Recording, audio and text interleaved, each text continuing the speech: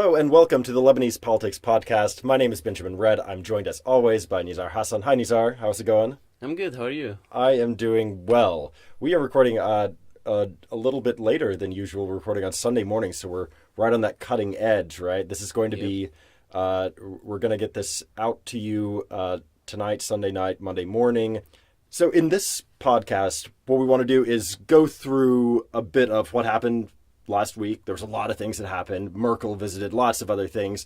And so we're going to go through that pretty quickly. And then we're going to get onto our main topic, which is about racism and about migrant domestic workers in the country. And we're going to we're going to try to dig down a bit and understand what's really going on there and what are the drivers and what are the potential solutions to that. Today, Sunday, there will be a march for migrant domestic workers. 3 p.m. Yeah, so this is a very timely thing. Yep. But first off, let's get to the news. Merkel visited. That was the big story. She came in Thursday, left Friday, met with Aoun and Hariri Birri, Riyad Saleh, the central bank governor. Didn't really announce anything big. Like the big takeaway, she said that any return of Syrian refugees should happen with UN coordination. Right. Yep. So that is as opposed to other people who say, well, Lebanon and Syria just need to talk to each other and have this happen sort of on a bilateral basis, which is seen by some as code for we want to sort of kick these people out before they're ready. Right. So this is sort of the subtext of what's going on here. And Merkel is basically saying, no, we don't want that to happen. We want to make sure that refugees are taken care of. And they're not sent back before they're ready to go. She also said, Lebanon needs structural reform. She talked about, there was this CEDRA conference, the Paris 4 conference back in April, where a bunch of people pledged like $11 billion to help Lebanon. And I think Germany pledged something like 65 or something $million back during that. And she said, for this to happen, Lebanon, you need to do some structural reforms. There are certain things that need to take place. So this is sort of things that are known. And her visit came on the tails of the EU announcing their biggest support package for Lebanon yet. So this is the EU, not Germany, but they announced 165 million euros, about $190 million. And that was on Wednesday, I think, for World Refugee Day. But it was also like the day before Merkel arrived, right? So there's this political thing, which, I mean, maybe there's a connection, maybe not. But, when one of the big world leaders comes, and something's announced the day before, okay, it sounds like the two are connected, especially because she didn't announce any new aid while she was here, right? So this was sort of the thing that was announced. Her red carpet. Yeah, exactly. Sort of paved the way for a nice visit. One more thing about Merkel. The internet is full of Merkel memes now. Are you seeing those? No. Yeah, everyone's putting memes out of this photo of Saad Hariri pointing at something in the city with Merkel on his side, on the balcony of the Grand Sarai. And now this is the meme of Lebanon's Facebook for the last 2 days. And it's really hilarious. You should see it. Oh, my God. That's great. Speaking of refugees, we also had a little bit of movement on the ongoing feud between Gibran Bassil, the foreign minister, and UNHCR, right? So UNHCR responded to Bassil, or word came out that they had sent a letter to the foreign ministry. And in that letter, the people of the foreign ministry were kind of happy about this, right? Because they saw the letter as a big change in tone. Basically, the UNHCR becoming a lot more conciliatory towards Gibran Bassil and his criticisms of them and the way that they had been treating the refugee file. So there's still a question as to how much substance there is in this UNHCR letter, but definitely the tone has changed. And so hopefully we'll see something of a... We'll see an end come to this problem that was between Bassil and UNHCR. You remember a couple of weeks ago, Bassil ordered that all of the processing for visas be stopped for UNHCR staff, which is a really big deal, right? So that may be coming to sort of a conclusion. We'll see. Also, we had a few things going on with cabinet formation this week, right? Yeah, Hariri's back. Yay! All right, so... So yeah, like since Hariri was designated, we had Ramadan, then we got Eid, and like now he's back in town. So now the hard work begins. And so supposedly he was going to deliver a list of names, like in portfolios, like a proposed cabinet to President Aoun by the end of the week. So he met with Aoun on Friday, but that didn't happen. So he didn't deliver this list. Supposedly he might be meeting with him again today. We don't know. By the time you listen to the podcast, you will know whether this happened or not. But this might be happening today or soon.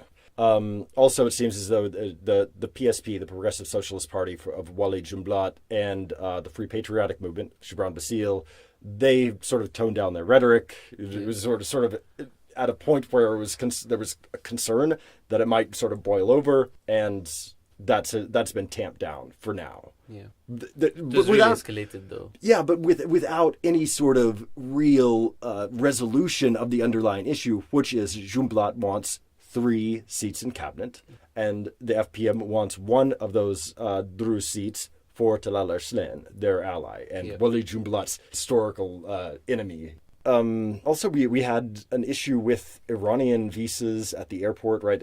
So General Security supposedly took this decision where, like, Iranian visas don't necessarily need to be stamped. They can be stamped on, like, entry and exit can be stamped on a separate sheet of paper. And so that caused an issue between Abbas Ibrahim, who was saying, like, this is normal, it's not that big of a deal, and Nahad Mashnouk of the Future Movement, who was saying, well, we need to look into this and stop this.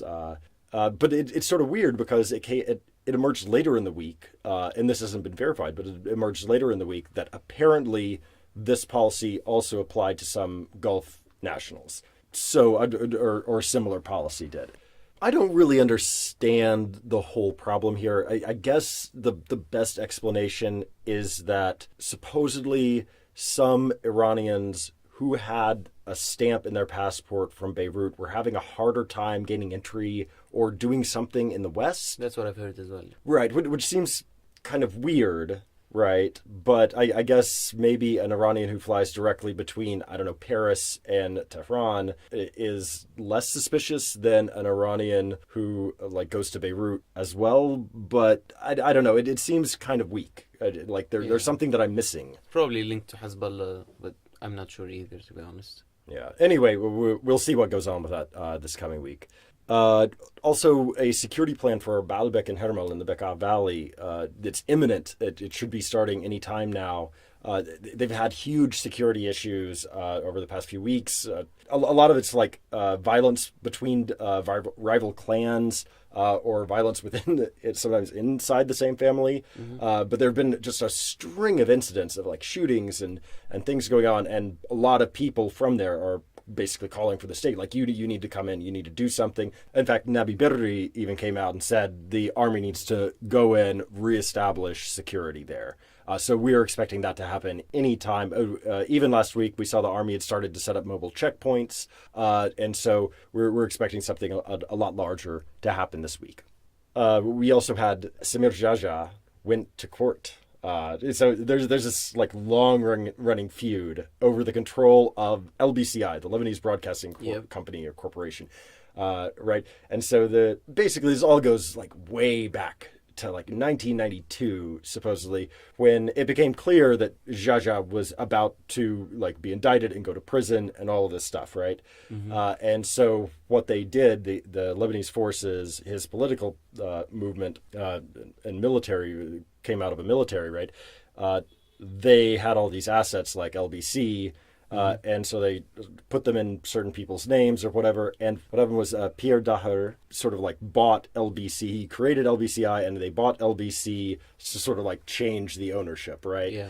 But then in 2005, when Samir Jaja was released, when the Syrians left and Jaja was allowed out of prison, he said, well, I want my TV station back. And Pierre Daher said, what are you talking about? I paid for this. It's mine now. And they've been in this years-long court battle over this. And finally, on Friday, Jaja went to court personally. He showed up at the Palace of Justice in Beirut to argue his case before the judge. You know, so we might see an end of this case soon, huh? Maybe. I wouldn't say soon, because they heard from the judge heard from both Jaja and Daher on Friday, and then the court was adjourned until October 8th. Yep. So it's a long adjournment. Take a while. Yeah, and of course, since it's the World Cup, we should mention this fun little story. Lebanon, their football association, at the beginning of the World Cup in Russia, right? They voted on, all the FIFA members voted on who's going to host the 2026 World Cup. Yeah. And there were two competing bids, one of them from Morocco, a fellow Arab nation, a fellow Arab country, right? And another one, a joint bid from the U.S., Canada, and Mexico. And the Lebanese Football Association had said beforehand, like, we are going to vote for our Arab brothers. Yeah. Of course, right? Arab solidarity. But then the delegation from the Lebanese Football Association went to Moscow, and they voted for the other guys. And they said, "Oh, the American proposal is just better. On its face, it was scored higher. All of this stuff, it was just better." And so, in the moment, once we saw all these presentations, we decided it would be better to go with the U.S., Mexican, Canadian bid instead. and so that caused a problem. And we have the youth and sports minister, Mohammed Fanish, Hezbollah guy. He came out and was like, "What's going on here? You guys promised to vote for our Arab brothers, right?" But here's the thing. Politicians aren't supposed to get involved in these things, right? And so when Fanish came out and said this, like, he was very careful. He didn't say, like, I demand, I expect, anything like that. He was like, I am sure that, and I think he summoned the delegation, or he summoned people from the FA to come to his office order, and they did. But he said afterwards that I am sure that they will take the right position. I'm sure they will take the right course of action. Basically calling for them to enforce some sort of accountability, to, I don't know, fire somebody, something like that, but without saying it. And so now the FA is, they don't want to fire anyone. They don't want to have anybody resign over this. They're like, no, sorry, it was just a better bid, and we went with the better bid. And so now, if the question is, what's going to happen? Is Fanish going to continue on this? Is he going to try to get more involved? And if he does, that could spell trouble for Lebanese football, because then FIFA might get involved and say, hey, you're having politicians involve themselves in football, which is a big no-no. Yeah. Okay, so very quickly, we also had Paula Yakubian, the civil society member of parliament, the newly elected parliamentarian. She did sort of a little stunt at the Berchamud landfill. Yeah. She went out there, I think, Tuesday evening and stopped like 3 trucks coming in. I mean, trash is sort of like a really big issue here. We had like the 2015 protests that grew out of that actually coalesced into the civil society movement that ultimately got Paula Yakubian elected. Exactly. Right? So it's a really big thing. And I think in a future episode, we're going to have to dive a little bit deeper into waste and pollution and all of these issues that are in Lebanon, because they're very, not only are they just important on like scientific grounds and like public health grounds, but they're also like politically very important. I agree. And also really quickly, we had just an update on our naturalization decree thing. The Lebanese forces appealed officially at the Shura Council Wednesday, said this needs to be struck down. This comes on the heels of a separate appeal from the Progressive Socialist Party the week before. Katab also called on Aoun to revoke the citizenship for people who are undeserving, who are on the list. But they didn't join in either of the appeals. We don't know if they will have their own separate appeal or what. And also, General Security was doing a check of all of these, over 400 names. They were supposed to finish the report by the end of the week. I've not heard anything yet. But earlier in the week, there was this rumor going around that like 50 names were reported to have been struck. And I'm not sure what this means in terms of process. It seems to me as though there would have to be a new decree that would revoke this stuff, because this decree has been signed by all of the relevant authorities. But we'll see how the politicians deal with this, how they strike these names from a decree that has already been signed by everyone. That's true. Okay, so that's the news of the week, and we will keep you informed in coming weeks of all of the things that happen with these stories. But this week, we want to talk a little bit about racism and domestic workers in the country, right? Yep. We have news about racism this week. There was a Sudanese toddler who was only 21 months who was kicked out of his nursery because the mother of another child threatened the nursery that if they don't kick him out, she would mobilize other parents to withdraw their kids from the nursery because the kid is black and she doesn't want her child to be. Yeah, what she was like, my kid is not going to be here, and not only that, not only going to take my kid, I'm going to bring down all the parents on you. Exactly. Yeah. It was covered by a TV channel, MTV, and then it went viral. The health ministry actually responded, which was something positive. They gave a warning to the nursery, and they announced a plan to carry out like anti-racism training for the parents, for the racist parents, basically, the people who were rejecting the black child, and to offer psychosocial support to the child's family. So we don't know how this is going to go in terms of operationally, but it's a good step. Right. I never heard, like, I heard that the child was able to find a daycare. I haven't heard, though, if it's the same one or a different one or what the circumstance. It's a different one. So the ministry said, you can bring your child to that nursery again because we gave it a warning and it has to accept the child. And then the family said, we already enrolled him in another nursery, so it's fine. Okay. But since we're speaking about racism, I think very connected is another very important thing happening this week, which is what you mentioned, the domestic workers' protests happening today on Sunday at 3 o'clock. I think it's good to give some kind of context, like the situation of domestic workers in Lebanon and their mobilization. Right. This has been a long, years-long story, right? Exactly. Like they've been fighting for their rights for a really long time. So what? Give us a little bit of the background of that, though. Like what happened? Why is this a deal? All right. So we have an estimated 200,000 migrant domestic workers in Lebanon. The workers with legal papers are around 170,000, according to the Ministry of Labor, and they are mostly from Ethiopia and Bangladesh and Philippines and Sri Lanka and Kenya and some other countries. The main problem. It's interesting. It's interesting to note here that like we really don't know, right? This is an estimate, but there's like there could be like Human Rights Watch say like up to 250,000 of them, and so there's really it's a really fuzzy idea, even just of the basics. Exactly, and we're gonna talk about later why we don't have very specific data, but what's most important about this is that the working conditions are just horrible, right? Yeah. There are no clear working hours. 64% of workers work more than 15 hours a day. They don't have a day off in most cases. Like in 91% of the cases, workers don't have a day off, which they are supposed to have in all contracts, right? Right. They don't receive the salaries that they are promised before they migrate. So they migrate based on a specific salary, say $400. And then they come here and they receive $150 a month. Yeah. And they can't do anything about it after they're here and they have signed the contract. And it's really weird as well. I remember I got to interview the ambassador from Bangladesh a few months back, and he was telling me that, like, there are some cases, like, he says most people pay everything, right? But there's like 20% of cases where something crazy happens, where, like, maybe the employer was supposed to pay $200 a month, but instead like pays $180 a month, and it's like it like really petty things like that. Like that's just $20 a month. Why aren't you able to pay that extra $20 a month? That's true.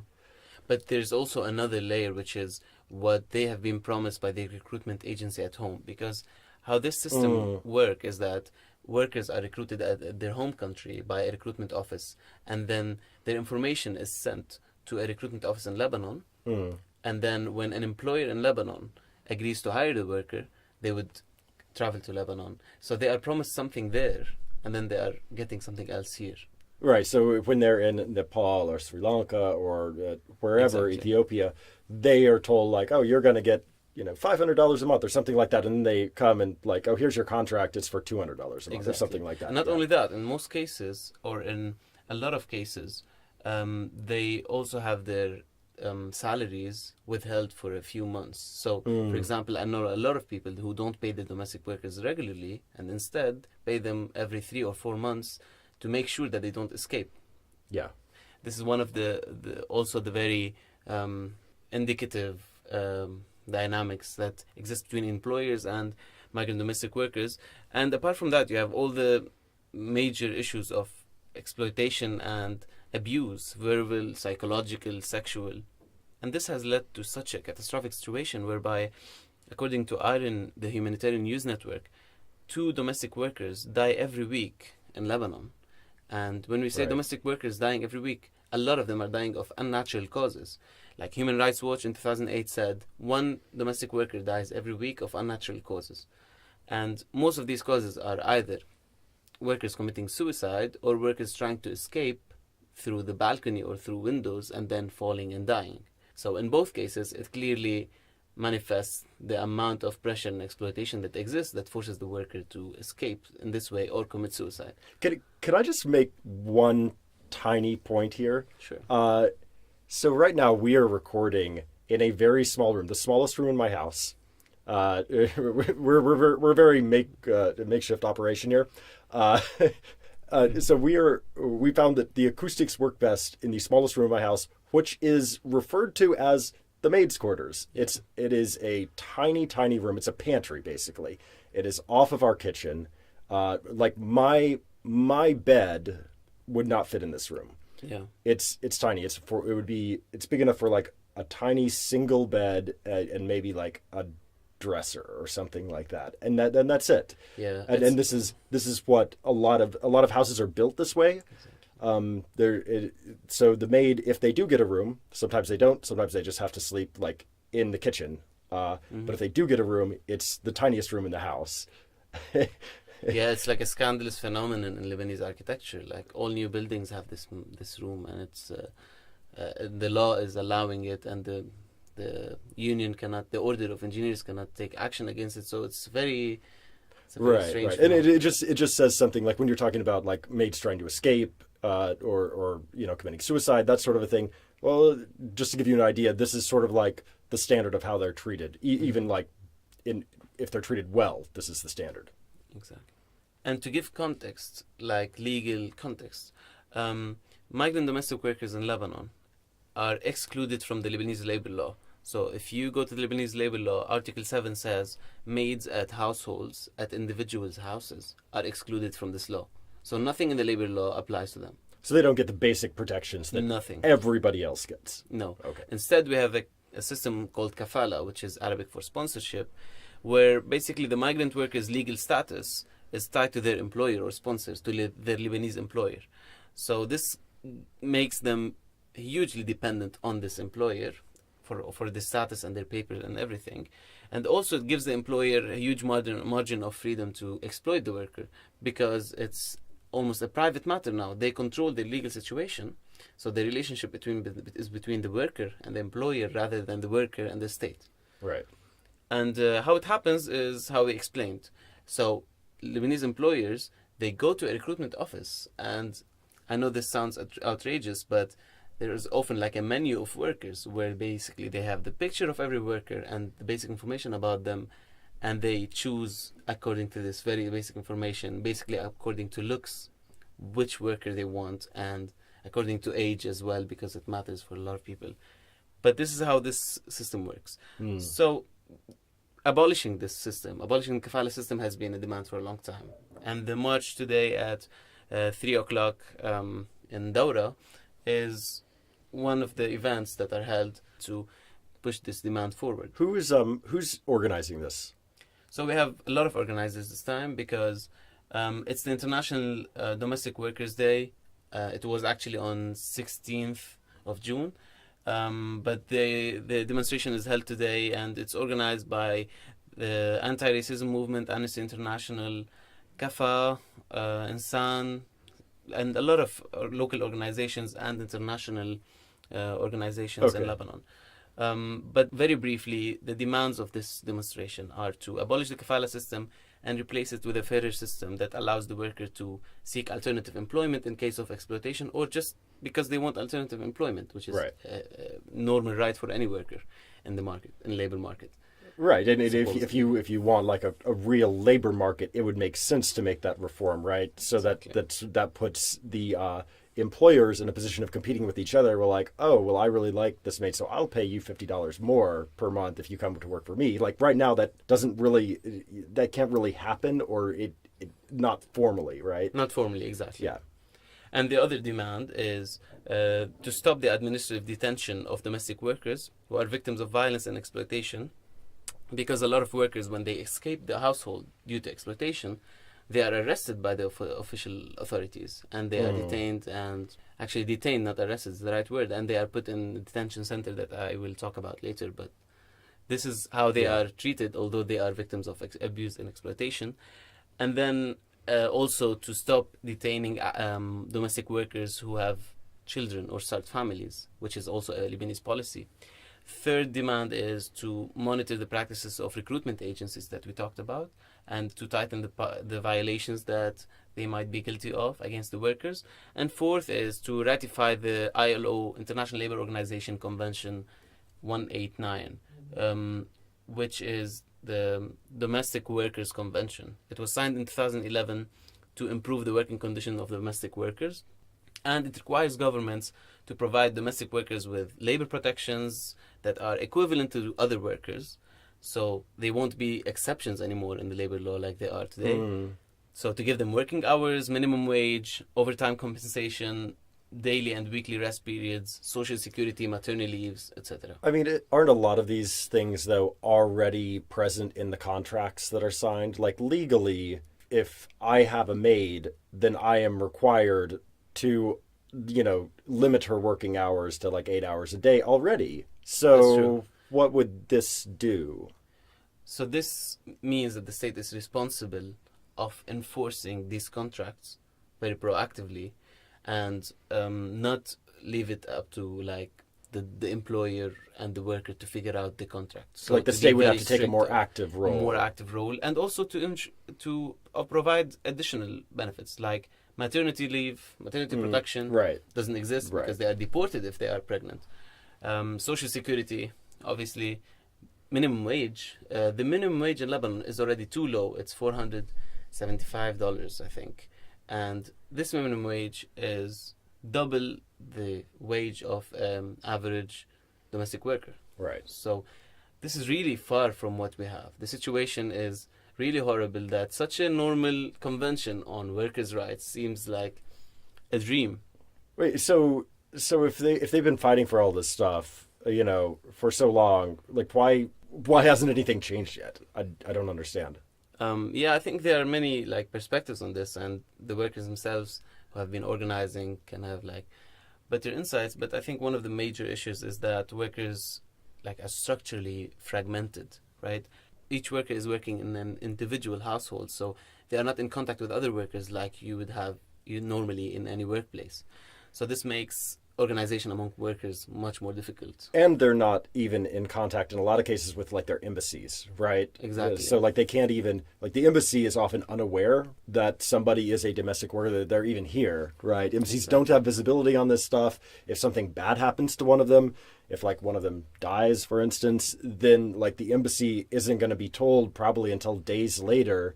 And by then, it's harder to figure out how they died and everything, right? Definitely. They're cut off from each other and from any sort of authority that might be able to help them. Exactly. And they are, in most cases, locked up in their houses, so they don't have the freedom of movement. So in the worst case, they can't even go somewhere and seek assistance. So they are they are not only fragmented in terms of worker organization or mobilization, they are also physically locked up. Which right.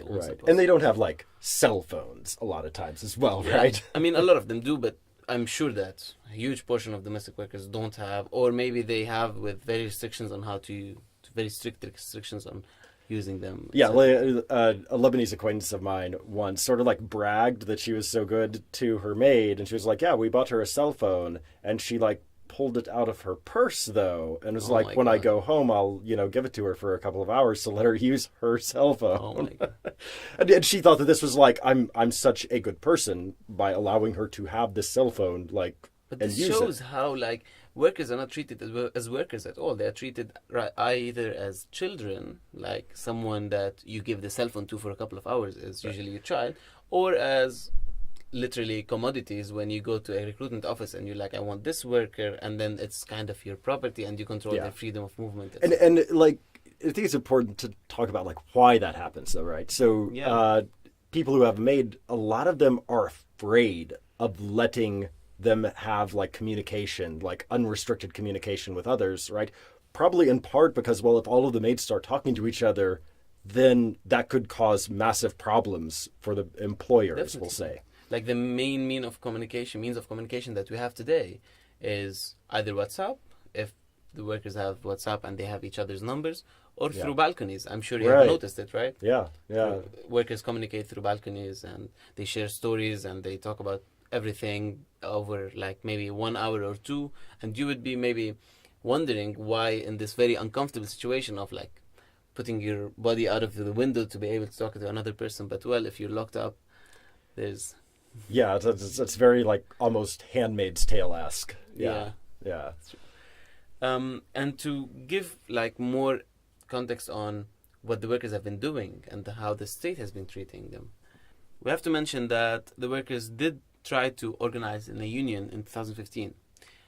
So the union was started in 2015 with ILO's sponsorship and the support of FENASOL, which is the Federation of Worker and Employees Unions in Lebanon.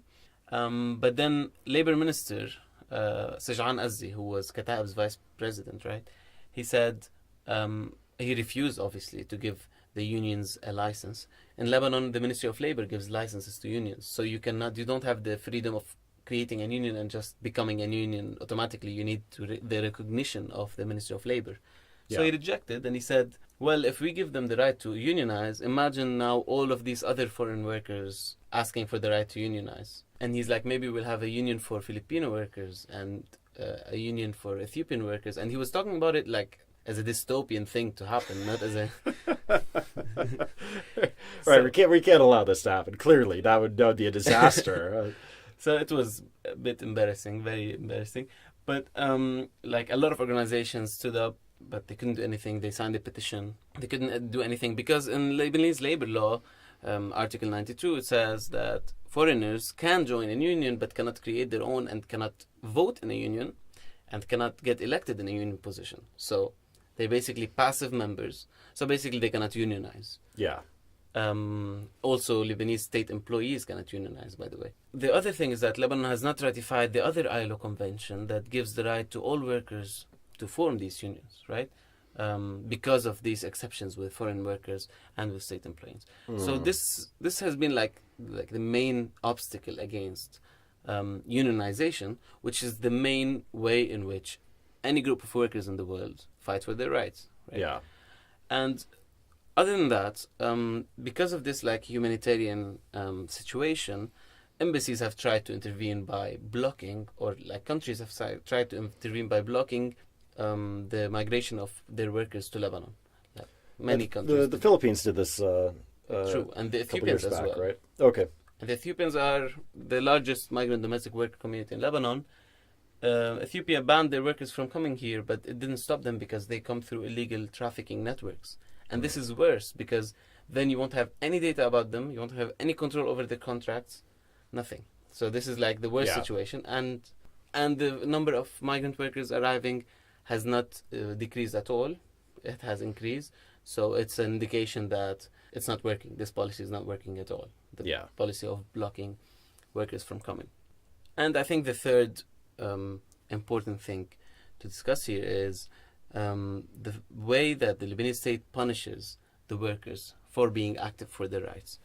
So we have mentioned that how the system of kafala and the conventions that are not ratified and the labor law restrictions put like all these lines on what the workers can do and cannot. But even if they go over these lines and try to take their negative experience into activism or unionization, the state is very strict against that. First of all, most workers who have negative experiences, who escape their employer's house because of exploitation and abuse, are illegal for the state, right? Automatically, right? Automatically. Yeah. So what they do with these workers is that they detain them in a scandalous, to say the least, detention center that is literally below the Adli roundabout. It's an underground parking lot, a former underground parking lot that was turned into a prison.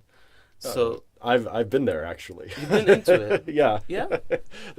What did you see there? Yeah, small incident where the police mistook, like back in the day, they used to have like the Akamas, the visas that looked like a fourth grader made them out of like construction paper and Scotch tape, and so like they mistook mine for something that was like forged or something, and so they shipped me off to this place. It's it was a mistake. I was out shortly thereafter, but.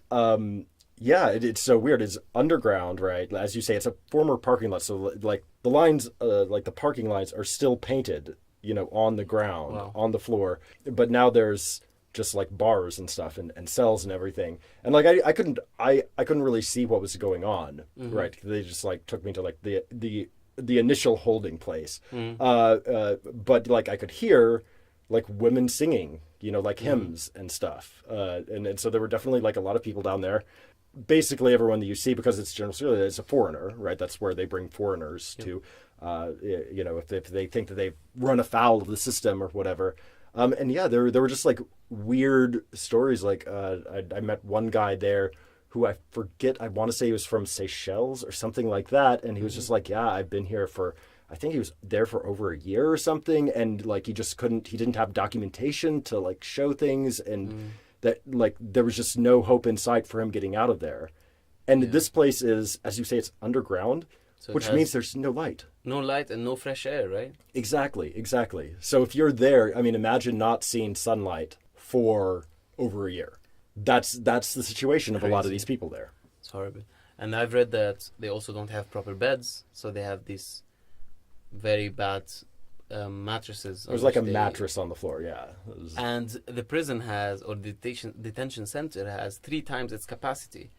So there's absolutely nothing good about this, and it's absolutely scandalous. But for a lot of reasons, maybe related to racism and other things that we can talk about. And by the way, not only are they detained, a lot of them are deported because of their activism. So we had 2 union leaders arrested in 2016 based on their activism within the union that we mentioned.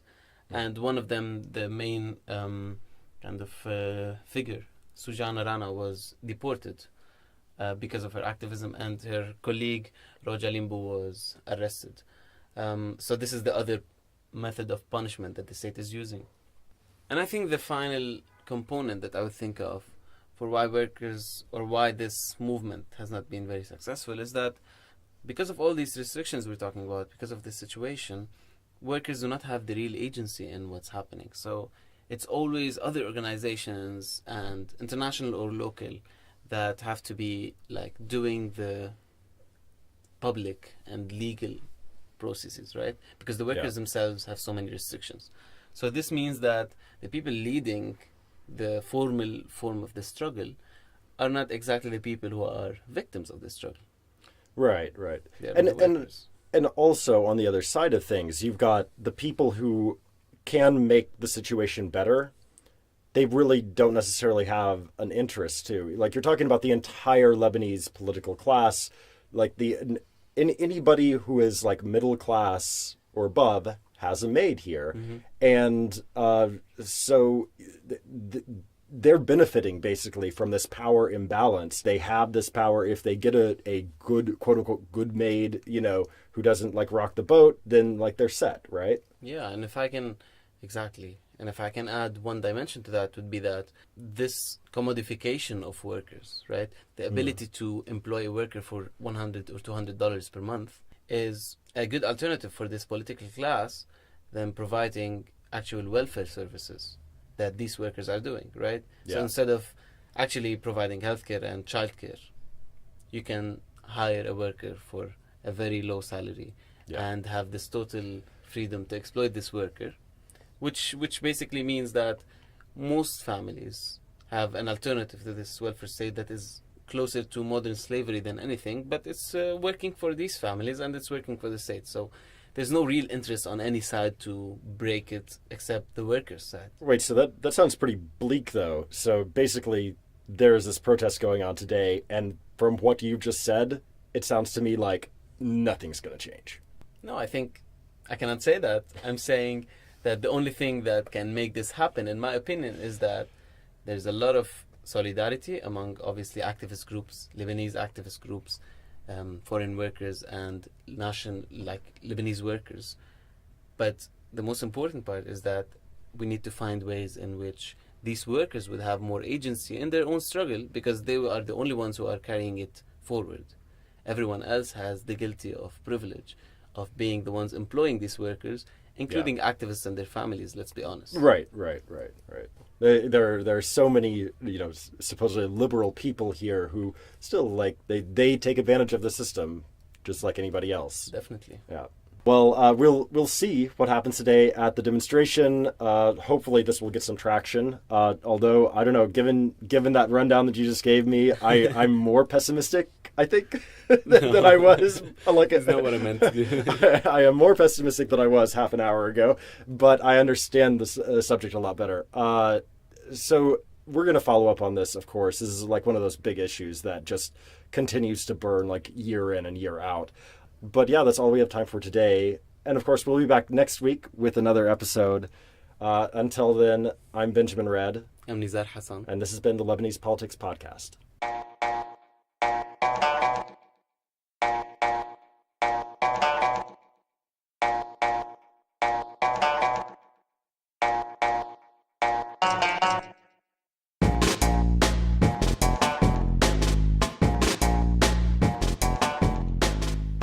The Lebanese Politics Podcast is brought to you by myself, Nizar Hassan, Benjamin Red, produced behind the scenes by Susan Wilson, and the music is by Omar